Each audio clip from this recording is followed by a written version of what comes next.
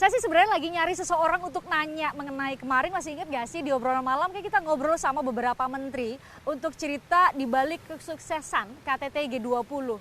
Saya cari orangnya, saya nggak ada di Jakarta. Biasa saya ngajak ngobrol itu di studio BTV kan setiap malam. Ini saya harus datang ke sini, cantik banget ininya. Wah, ini orangnya yang saya cari. Bagus gak? Ini bagus banget kan? Ini di belakang kita ini apa Pak Ini Erik? kita di Solo atau di mana ya? Makanya saya juga merasa kayak di Eropa Prancis gitu ya. Atau di Eropa. Ini taman Mangkunegaran di tahun 1920-an. Jadi direkonstruksi. Kita bangun kembali karena kita BUMN percaya bahwa aset-aset bersejarah seperti ini harus kita lestarikan karena jangan sampai budaya kita hilang. Ya, kita Indonesia maju, G20, tapi nggak punya budaya, mau nggak? Nah, nggak mau. Nah, ini yang sebagai kita harus generasi jaga. muda. Nah, di sini salah satunya bagaimana objek tadi dijadikan wisata supaya ini bisa terus terjaga. Nah, ini ya Kanjeng Jadi Gusti. cara Pak Erik untuk melestarikan budaya itu bukan hanya sekadar memugar ininya, tapi dengan cara ya bisa dikomersilkan seperti ini justru itu ya. Dan kebetulan Kanjeng Gusti sebagai tentu yang dipercaya hari ini di sini, dia juga mau menjadi bagian bagaimana kebudayaan ini, aset sejarah ini menjadi sesuatu yang harus dijaga bersama. Itu yang harus kita lakukan. Akhirnya jadilah ini ya. Cakep banget. G20 yang terpenting apa? Jangan selesai G20 ya sudah. Justru dari G20 itu ketika kita sudah mensejajarkan kita dengan dunia, waktunya kita berkompetisi dan menang. Loh iya dong. Kalau nggak buat apa berkompetisi G20? dan menang. Iya Berkompetisi dan menang. Nah, itu sama, Pak Erik. sama kita melakukan investasi di Bali saat G20. Masa selesai G20 sudah ya enggak lah. Paling tidak balik modal nggak ya? Nah, paling tidak di G20 itu Bali menjadi tujuan wisata yang hijau. Ada mangrove-nya. Ya, ada mobil listriknya. Ada ekosistem yang dibangun supaya setelah G20 ada keberlanjutan. Ini ya nih, kan? saya belum nanya banyak mengenai kesuksesan KTT G20, seorang Erick Thohir sudah menjelaskan. Jadi biasanya saya ajak ngobrol malam-malam di Jakarta, saya datang siang-siang panas-panas ke Solo itu worth it lah nanyanya. Worth it lah. Nah, mungkin bisa cerita secara komprehensif, semua negara bilang, wow, saya sudah ngobrol dengan Bu Menlu ya, Bu Retno bilang, semua negara tuh jadi melihat Indonesia, masih sejajar Pak Erik bilang tadi, kita jadi sejajar dengan negara-negara lain. Tapi poinnya itu, mungkin Pak Erik bisa cerita, lobby-lobbynya itu kan semua kepala negara yang datang itu kan punya kuasa ya, pemegang kuasa di negara masing-masing, tapi kok bisa dalam tanda petik tunduk kepada kita, ada leaders declaration, mau ikut dibawa kemana dan mengikuti protokoler kita. Satu, kita mempunyai pemimpin negara yang sangat ya dihormati dunia. Bagaimana presiden kita Pak Jokowi bisa ke Rusia, bisa ke Ukraina, bisa diterima baik di Amerika, ke Cina, ke Korea, ke Jepang. Belum lagi negara-negara yang hari ini agak panas di Timur Tengah, tetap menerima, mau Saudi, mau Kuwait, mau Qatar, mau UAE. Itulah figur yang memang kita miliki. Jadi beliau ini sangat dihormati. Yang kedua tentu kerja keras dari semua kementerian, ya, Kementerian Keuangan, Kementerian Luar Negeri, kementerian-kementerian lain. Nah, kita bergotong royong. Kenapa? Jangan ada ego sektoral. Jangan sampai ini semua cari panggung sendiri-sendiri. Tidak. Panggungnya itu Indonesia. Dan panggungnya apa? Bapak Presiden kita, pimpinan kita yang memang mempunyai kekuatan sendiri. Nah, kita sebagai pembantunya harus memastikan ini mendorong dan sukses. Itu yang kita lakukan sama-sama. Pak Erik sendiri sebagai nahkoda dari semua BUMN kan, kalau dibuka tuh dibedah lagi kan ada transisi energi ya, transformasi digital sama pembangunan infrastruktur kesehatan. Semuanya tuh ada di BUMN. Jadi kalau mau ditanya begini. Jadi kami tentu ditegasin ada 3. Satu, bagaimana kita memastikan support infrastruktur, ya, logistik gitu. Lalu kita juga ditugasin bagaimana memastikan tadi yang namanya pemberitaan, PR-ing semua, marketing, dan yang tidak kalah pentingnya tadi kemitraan. Kalau kita lihat apa sih yang kita lakukan, bayangkan jalan tol kita renovasi, lihat jadi bunga-bunga. Mangrove kita juga bantu.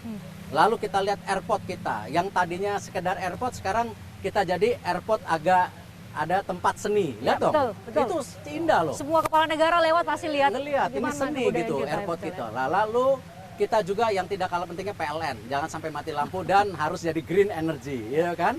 Lalu WiFi, 5G kita sudah lakukan.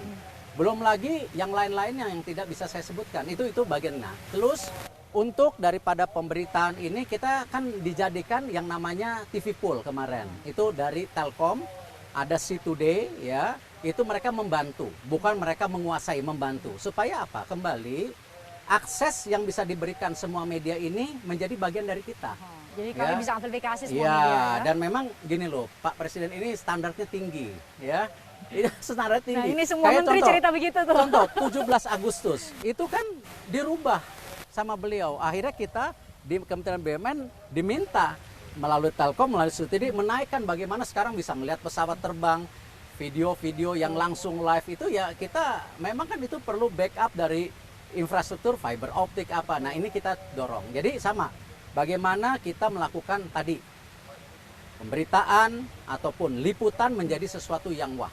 Ada artnya ya, Dinner. ada kreatifnya. Wah, makan malam. Itu kan sesuatu yang kebayang-bayang. Itu yang bangga banget ngelihat kepala-kepala negara pakai kain endek ya dari Ya. Bali. Wow. Nah, yang terakhir tentu kemitraan kembali. Kalau kita spend uang, ya mengeluarkan uang kan mesti ada yang ditarik kembali. Ada returnnya dong. Alhamdulillah kita tanda tangan itu selama ada yang namanya BUMN International Conference, ya lalu juga ada B20, itu kita kerjasama 12 miliar US dollar. Ya, yang paling membanggakan adalah pendanaan air bersih, di mana kita sudah membuat percontohan di Lamongan dan Cilacap, bagaimana kita bisa memberikan air bersih kepada masyarakat. Ya, ini air bersih ini harus kita atasi, nggak bisa hanya ya kasih lihat masyarakat yang kelas bawah justru beli air mahal. Nah, ini kan menjadi kenyataan di kota-kota. Nah, ini kita juga memastikan air bersih ini juga tidak menggunakan APBN. Bisa nggak secara B2B? Nah, ternyata bisa. Dari 2 pilot project ini ada 42 proyek lainnya. Sekarang banyak yang mau bekerja sama. Nah, ini kita lakukan.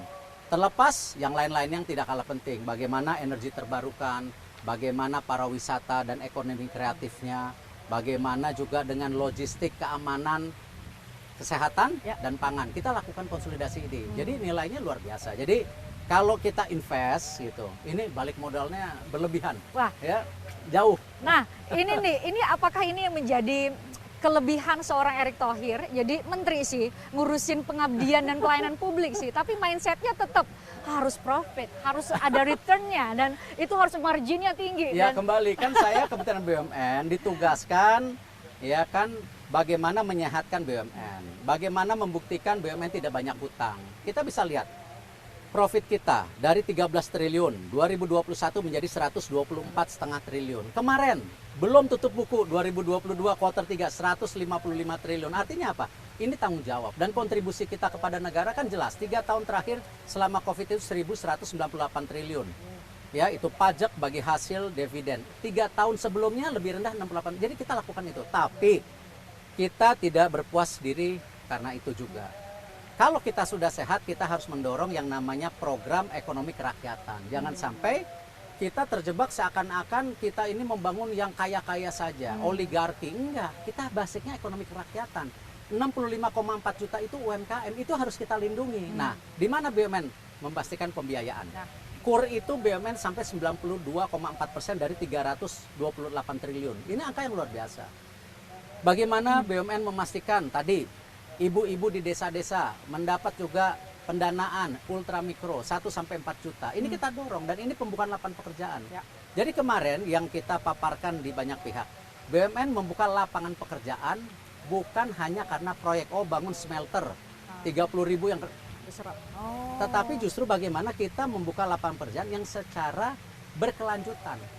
Apakah itu melalui KUR, apa itu pembangunan dengan ekosistem yang namanya petani, ibu-ibu, mikro, UMKM semua. Dan ini 45,4 juta lapangan pekerjaan yang kita dorong. Nah, ini yang kita mau. Jadi ada value added BUMN.